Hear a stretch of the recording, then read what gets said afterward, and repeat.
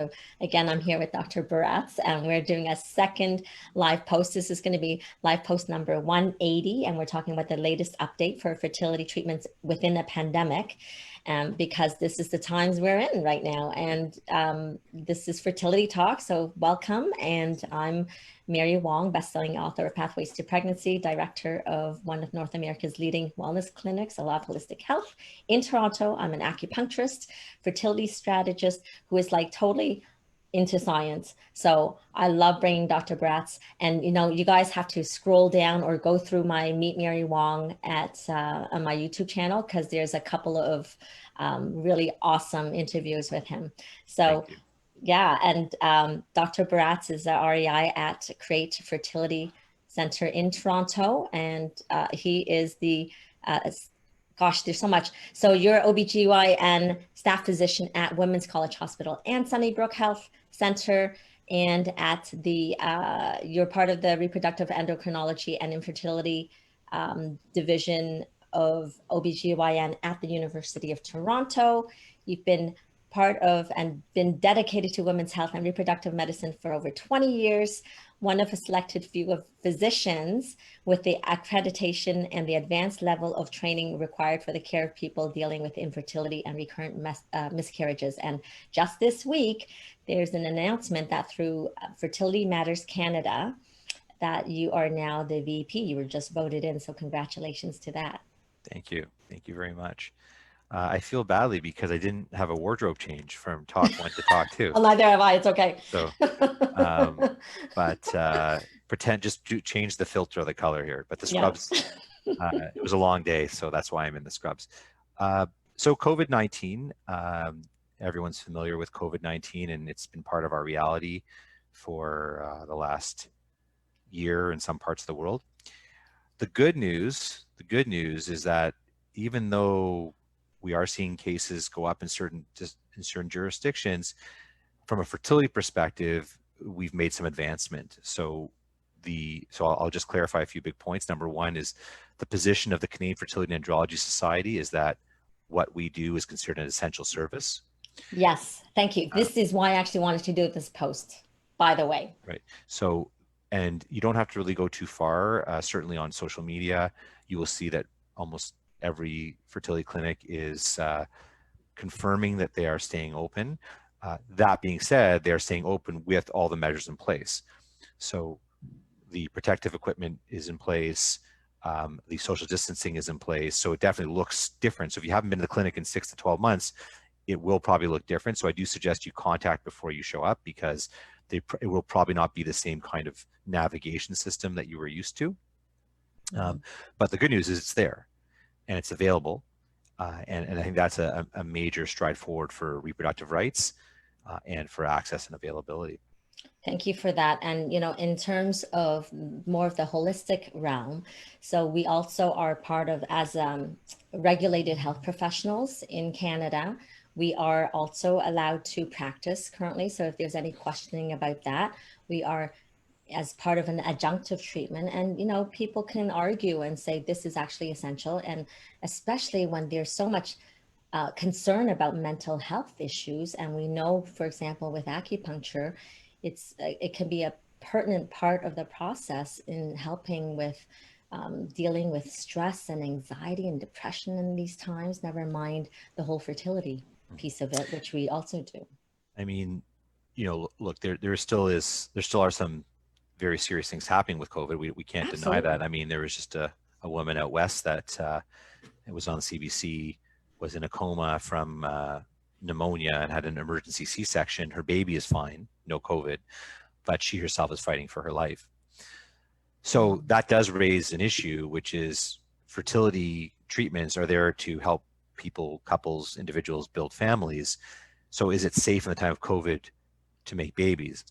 So the CFAS did come out. So the short answer is it is safe, and there's no actual formal restriction on baby making at any stage. Although the CFAS did come out with a statement saying that anyone that poses a higher risk pregnancy, so those are women over 35, which is difficult because almost all of our patients are over 35, yes, but women over 35, women with other comorbidities like obesity, diabetes, or hypertension, those are pregnancies that pose more risk. there are pregnancies that probably require more medicalization and more hospitalization. They're asking people to consider pregnancy. I think that is a suggestion. It is not a formal guideline. It is not a law. And I think the bottom line with all those conditions, either during COVID or before COVID, should all be optimized, right? So if anyone isn't optimizing their lifestyle, if their blood pressure, blood sugar are not optimized, then they should make sure those things are in the normal range before embarking on pregnancy. The question is, if they're in the normal range, are you doing something that's risky?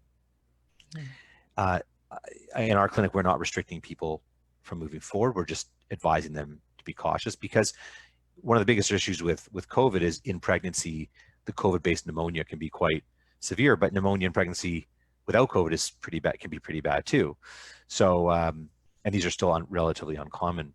So I don't think right now there's any form of restriction on getting pregnant during COVID. No one's being told to contracept. There are some other recommendations.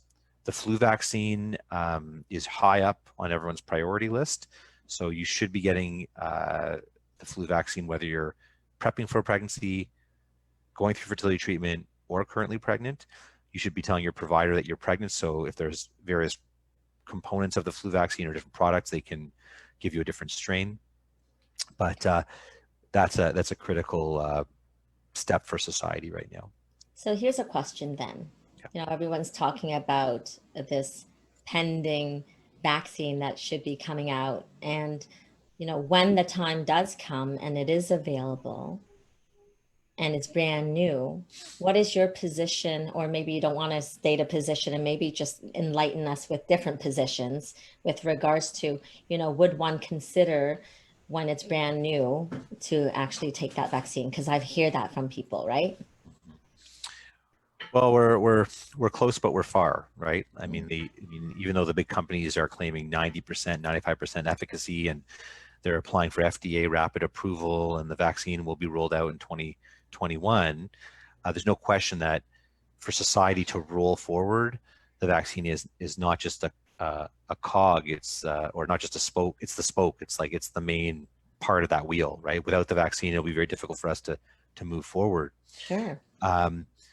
But all of these vaccines will be wrapped in safety, and that's really the hallmark of a vaccine that you can roll out. Now, obviously, the pregnant female is a unique population. I think if we end up with society where 95% or 90% of the people are vaccinated and just special populations aren't, like pregnant women, or there's a delay, that's a huge step forward. So I will wait and see what the safety data looks like. But certainly everyone around a pregnant woman should be vaccinated. And I suspect that as they're engineering this vaccine, they will incorporate pregnancy-related concerns and fetal-toxic concerns and all of the issues that we worry about. And they'll have to weigh the balance, like what's worse, not getting the vaccine versus getting the vaccine and the risks that go ahead with the mom and the baby and the fetus. Okay. But again, I suspect that's part of the design plan. And so then let's have you answer very personally, if you don't mind. Sure. So it comes out I'm just going to hypothetically ask you. So it comes out in January. Are you going to get the vaccine right away? Well, I may not have a choice. I mean, it may be mandated for healthcare providers, because you can't have it both ways. If you're going to be an essential provider, then you have to be prepared to be vaccinated. Vaccination is predicated on widespread consumption. It doesn't work if only 20% of the population gets it, or 30%. And that's one of the big challenges. For me, right. It's a personal question, but I believe in single standards, not double standards. I don't understand how I could ask my patients to get the vaccine and myself not get it. Personally, I'm in contact with lots of people all day long, so I don't really have that option not to. But I do have the option to confirm that it's safe and make sure that all of the data has been properly assembled. So yeah, to me, it's a no-brainer, but I can certainly see how people feel that they have the right to choose or not choose. There are human rights issues about vaccination. It can't be forced on anybody. Mm-hmm. So these are conversations you have to have with your physician, or I would have with my wife. She's a physician, so I just talk to her about it.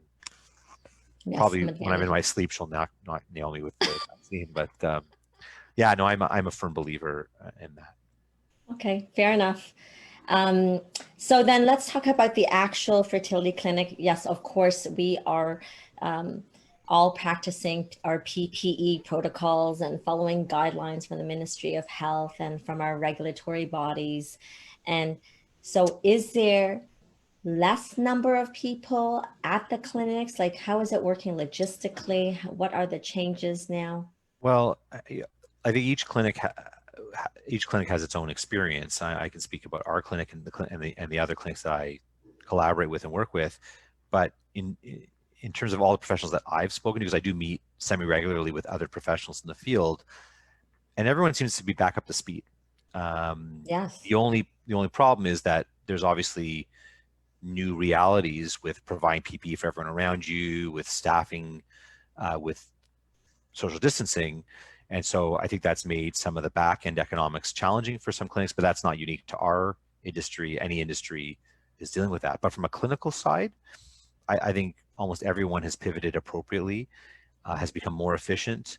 I know in our clinic, we've adopted more advanced protocols for patient flow and clinic navigation that have made life much more predictable for patients and providers. Yes. So yeah, we're as busy. In fact, I would almost argue busier, because there is a bit of fear that even though we say we're essential and we won't be shut down, people are worried about that. So it's almost a bit of a flood. Like, people are coming in Right. quite Yes. rapidly. The challenge, and I've experienced this with a few patients, and I'm using this as a platform to apologize, which is that I'm sorry that we've disenfranchised your partners, that they can't be there with you at every step of the way. I always say that there still is the digital bridge, but traditionally, people could bring in a friend, family member, husband, wife, partner. Mhm. If we were doing a third party, they could bring in the surrogates and the intended parents, or the egg donor and the intended parents could all come in together. We've now completely deconstructed that. So any caregiver is not really in the clinic unless they have to be there for a specific reason. And that's difficult, because fertility care is not just about providing eggs and sperms and uterus, it's about support. Mhm. And without that support, these things become very scary. So I've seen that some patients have been very, very upset and disappointed. Many people have said, "Why didn't you tell me about this?" My response was, "I didn't prepare COVID." I mean, these are things that are way beyond our control. So that's one area. And, I would say that when we meet people in consultation, there may be some gaps to getting them into the clinic, because it's a new style. Like, we used to meet people in clinic and then package them with everything they needed, whereas now we're meeting people in consultation, and it's taking a few weeks for us to get back to them, because we just can't process. Everything's being digitized. So there's a bit of that gap. But I do know that everyone will get the therapy they need. And ultimately, considering what we're dealing with and where we were back in February and March, at least from a fertility perspective, we're so close to this, to normal, that I'm very impressed with how everyone's reacted. That's really great. Thank you. Yeah. Yeah, that's insightful. I will make a comment though, because you are speaking about one clinic, your clinic that you're at, which I love. And but I have heard some clinics are allowing their, actually, I think only one really. Another clinic is, and I don't know the rest of the world how they're doing it, but another clinic I know is allowing their partners at Yeah. time of Um, transfer. well, I do. So I do meet, like, I mean, the beauty about Canada.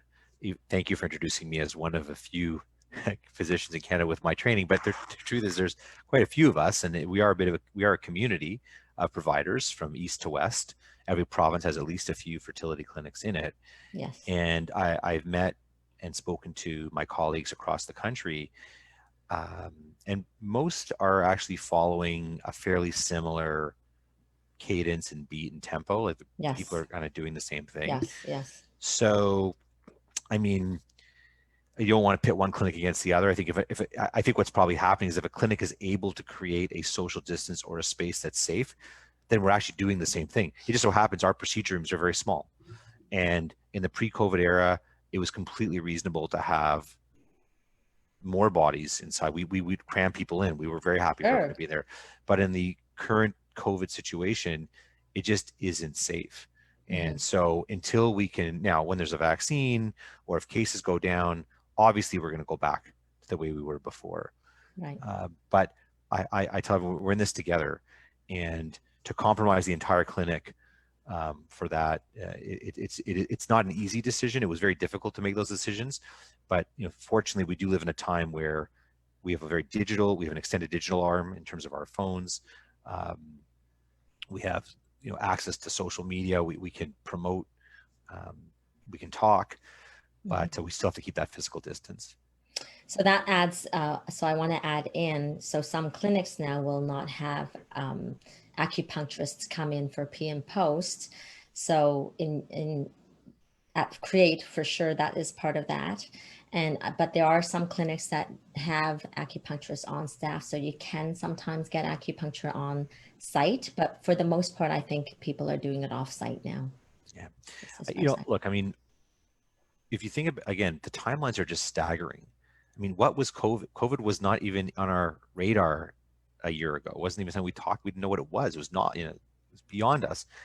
I mean, I was in Spain in January at a meeting, and I remember hearing these rumblings about COVID. It wasn't. I mean, it was. Well, I was. I mean, COVID didn't really land here until February, March, right? Yes. And so I was in Spain, and I looked around. I started reading the news, and I looked at my colleagues from Europe, and I was like, this is it. Like, we're not going to see each other for a long time because of that.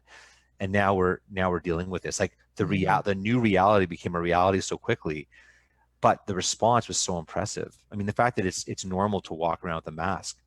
In fact, it's like you look almost awkward if you're not wearing a mask in public. And interestingly, there are some people that have exemptions from mask wearing because of certain conditions. Right. And it really is an odd setup for them because they want to wear that mask. So my hope is that we brace this reality and we return to normal soon, hopefully within the next 6 to 12 months, but we'll have to see. Well, no one has that crystal ball, right? No. So we have no idea how it's going to go, but there'll certainly be certain things that will stay with us. And as you say, even in terms of clinic flow, it's different, and in a lot of ways better. And we are all pivoting, and I think there's been a lot of introspection, and the way we do things are just more streamlined and better, right? It's not just all bad.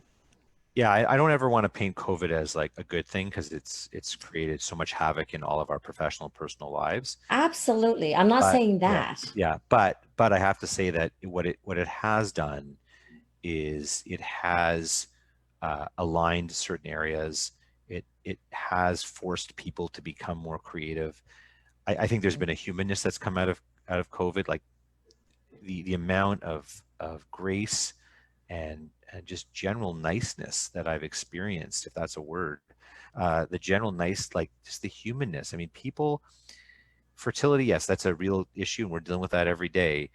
But the outpouring of support from everyone in all aspects of society, the way people speak to each other, it's incredible. Yes, there's been a few outbursts, and there are a few cases in the media every day of people reacting, but the Canadian response has been overwhelmingly impressive, like real leadership in so many different domains.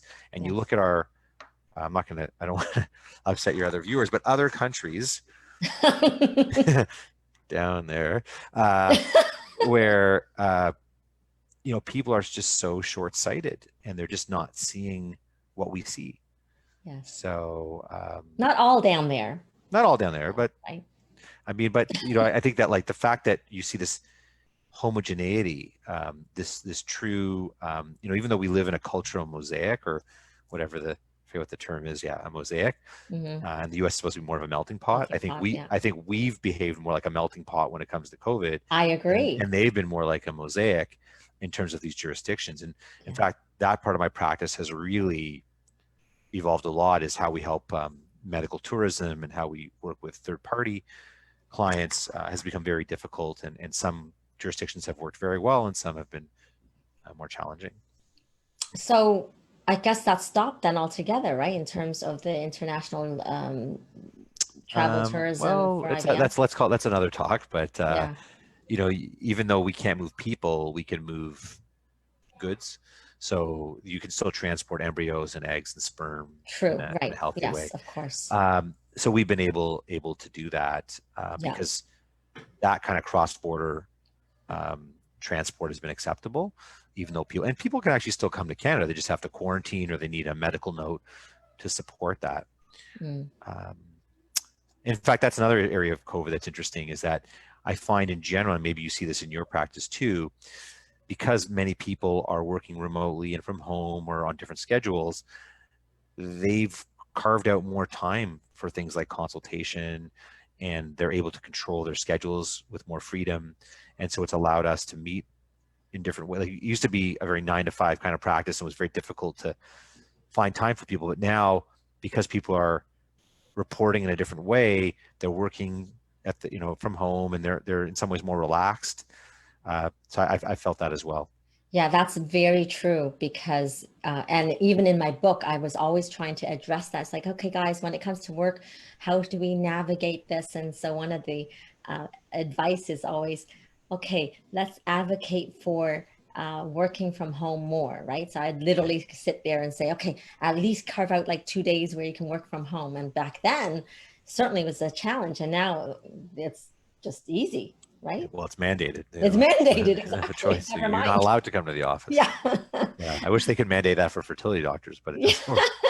I'd love to do a remote retrieval, but it doesn't work exactly. It'd be a very long. It would be a very long needle. Do that, Yes, ultrasound exactly. probe. Anyway, thank you Yeah, so much for your time. I think my pleasure. this is time to say good night. And Okay.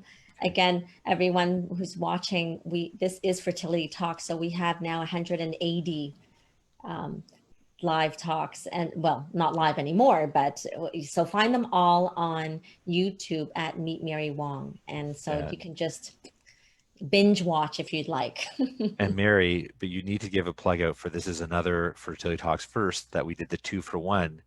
Yes. Unprecedented. Unprecedented for And sure.